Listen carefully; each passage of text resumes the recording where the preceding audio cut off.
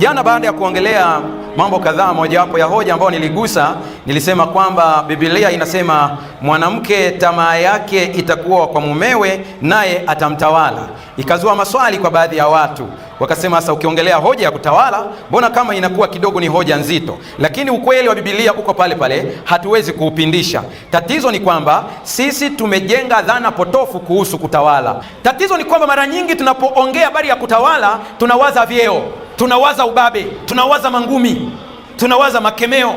Niliwaambia jana, wanawake wana uwezo mkubwa sana, inabidi watawaliwe, sio kwa kupigwa, ni kwa kuongozwa vizuri, kuongozana, kila mmoja anamfaa mwenzake.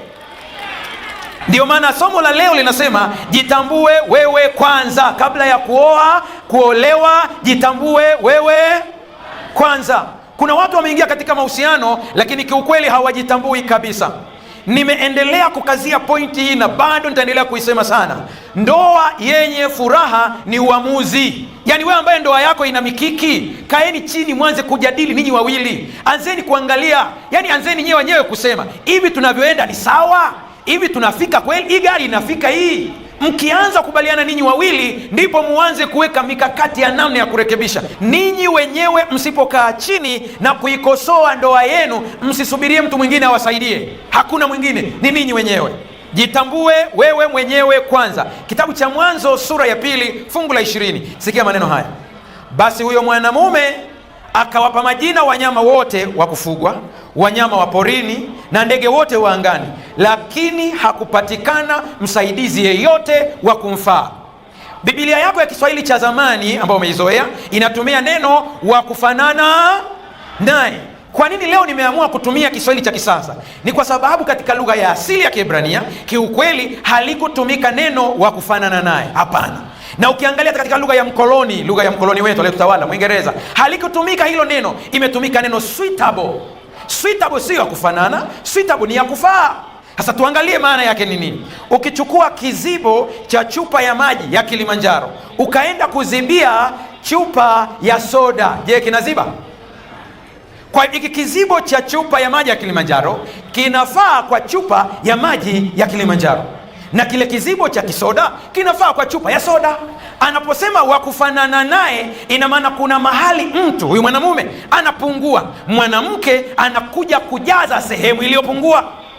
Haleluya! Kwa hiyo pale nyumbani usimuone mke wako kama mtu aliyekuja kuzaa watoto, amekuja kujaza sehemu ambayo wewe unapungua. Hakuna mwanamume aliye bora kuliko mwanamke. Nikisema jitambue, kaa chini, elewa wewe ni nani, una madhaifu gani, unatafuta nani ambaye anaweza kuyaziba. Unajua kuna watu wapo kwenye ndoa na wameoana wa design moja wote, hapo ndani panachimbika. Mkaoana wa mrengo mmoja wote, na wahurumia hao watoto. Kabla ya kuoa au kuolewa, zingatia pointi hii. Kuna maswali ya msingi. Kwa nini unataka kuoa au kuolewa? Lazima ujiulize, je, una sababu za msingi au unakimbia kimbia tu? Unataka kuolewa ili unataka kuoa, una sababu. Sasa kuna sababu zingine ambazo wanatoa akina dada, wanatoa akina kaka, ambazo kiukweli hata leo nikizisema unadhani zina mashiko, lakini hazina mashiko.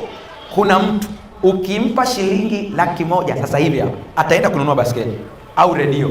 Ukimuuliza kwa nini, anasema yani ninaota redio. Kuna mtu mwingine ukimpa 100,000 hiyo hiyo, na wanakaa pamoja, wote wako Shinyanga, ukampa huyu 100,000, huyu mwingine 100,000, wanakaa Shinyanga moja hiyo hiyo, lakini mwenzake unashangaa baada ya miezi 6 ile 100,000 imezaa 300,000. Huyu mtu anajua fedha ina kazi gani. Kuna watu hapo kwenye ndoa na hawajui ndoa ina kazi gani. Ndio maana unakuta ndoa imekuwa na migogoro. Nilisema jana kwamba unaweza kuingia shule ya kufundishwa udereva, lakini mara chache kuona shule ya kufundishwa ndoa. Nimepata wivu sana nilipokuwa naongea na watu hasa wa Korea. Wana programu inaitwa Mind Change Program. Wanapambana na kubadilisha fikra vijana wao. Kwa hiyo usishangae wale jamaa mpaka leo tunanunua Samsung zao, ni kwa sababu fikra zao zimebadilika. Unapoingia kwenye ndoa unaingia kwa fikra gani? Baadhi ya sababu zisizofaa za ndoa ni hizi fuatazo. Hebu sikiliza. Namba 1, mtu anakuambia nataka kuoa au kuolewa kwa sababu wenzangu wote wameoa au wameolewa. Yaani ndio mgogoro wake tu. Nikiangalia rika ya wote tuliokuwa nao washaoa, sasa na mimi naona nioe. Nakupa pole. Kwa nini unataka kuolewa. Mimi nataka kuolewa kwa sababu nimeona yani wenzangu wa rika langu wote wameshaolewa. Sababu ya pili, mtu anakuambia ninaona kama nikioa au nikiolewa ndipo nitabarikiwa. Maana kuna staili ya Kiafrika tunasema kwamba kila mtu anakuja na chake.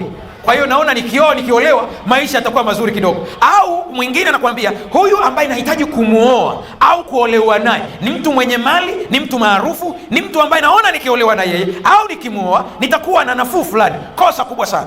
Siku ile mali ikiisha, umaarufu ukiisha, ndoa nayo imekufa. Namba 3, mtu anakuambia yani natamani kuoa, natamani kuolewa. Ukimuuliza kwa nini, anasema nahitaji nitoke kwenye utawala wa wazazi wangu. Wananikera sana wazee. Ili niondoke hapa lazima niolewe. Dada yangu, sikiliza, kama hiyo ndio sababu, imekula kwako.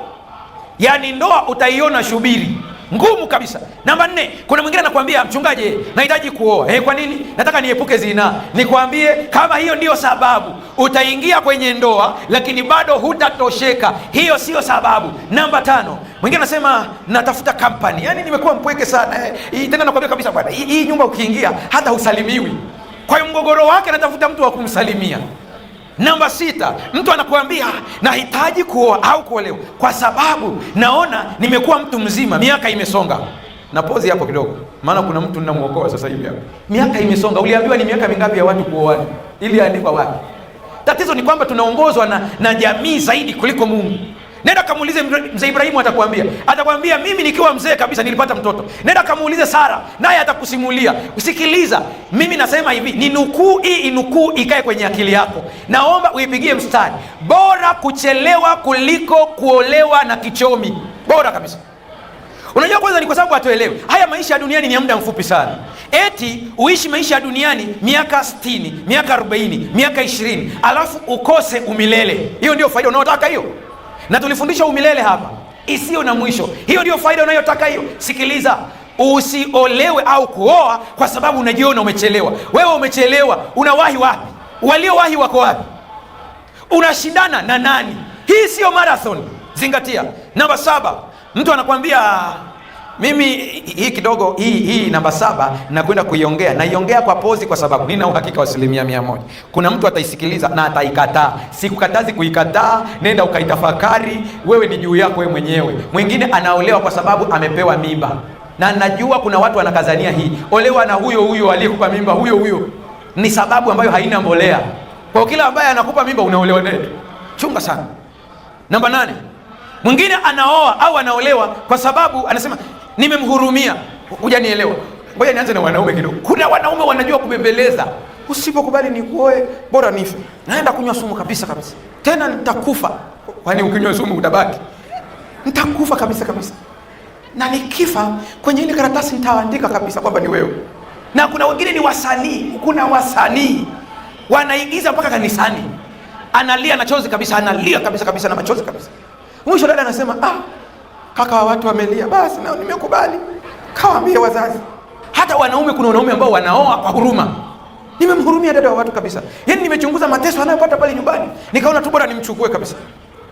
Mwingine anasema, pasta nimeamua kuchukua jumla. Kwani kuna rejareja? Namba 9, mnisikilize hapa kidogo. Mwingine anaoa au anaolewa kwa sababu wazazi wamesema anafaa.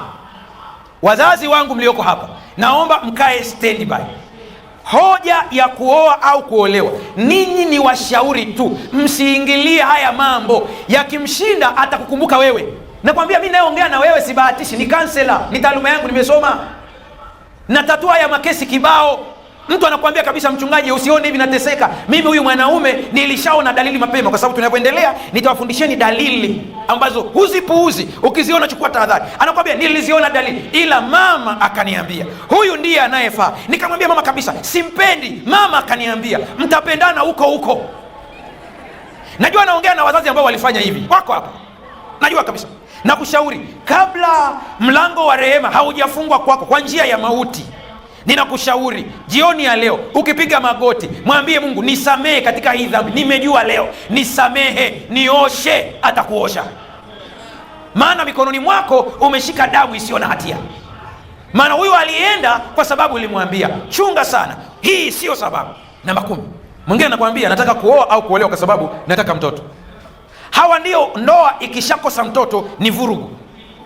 kwa sababu walidhani ya kwamba ndoa ni watoto. Ngoja nikwambie, ndoa sio watoto. Watoto ni zawadi, na zawadi hailazimishwi.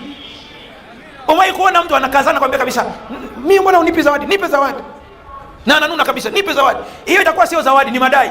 Watoto ni zawadi. Najua nikiongea hivi kuna mtu atasema, mbona Isaka mke wake alivyofungwa tumbo alimuomba Mungu? Muombe Mungu, na kama Mungu akisema no, sio sababu ya talaka. Haleluya, haleluya. Sababu ya 11, mwingine anasema ushawishi wa marafiki. Marafiki wameoa, marafiki wameolewa, wanamshawishi na yeye, sio sababu ya msingi. 12, kaa vizuri. Sababu namba 12, kaa mkao mzuri, maana hii inawakumba watu na wako hapa. Namba 12 anasema nataka kuolewa, nataka kuoa. Unamuuliza kwa nini? Mimi nachangia tu harusi za wenzangu, nimechangia sana. Kuna mmoja yeye nilimkuta ameletewa kadi, amenuna kabisa. Mwambie vipi? Si changi. Kabisa, mbona una hasira hivi? Mimi nachangia tu, ya kwangu lini? Nikamwambia changia. Saa yaja kwenye masomo ya familia hapa, nitawafundisha somo muhimu sana linaitwa nguvu ya kutoa katika familia. Changia. Na usichangie ili uchangiwe. Ndio maana kuna wengine unawashangaa, mtu mzima na akili yake kabisa, yuko kwenye harusi analalamika, kwenye ndoa pale analalamika, vipi hatujapata soda, shida ni nini? Tumechanga kabisa, lakini ona soda zinapita upande ule tu, huwezi kununua soda nyumbani kwako. Tusimame tuombe. Baba yetu Mungu mtakatifu, tusaidie ili tujue kwa nini uliumba ndoa. Tutakwenda kuangalia kesho sababu zinazofaa. Tusaidie katika hizo, kila mmoja ajitathmini, yule ambaye bado hajaingia kwenye ndoa na yule ambaye ameingia kwenye ndoa, wote wajitathmini, ili pale tulipokosea tuungame, tuanze safari mpya ya ndoa yenye furaha. Asante, maana umesikia na utatenda. Kwa jina la Yesu tumeomba na kuamini, amen.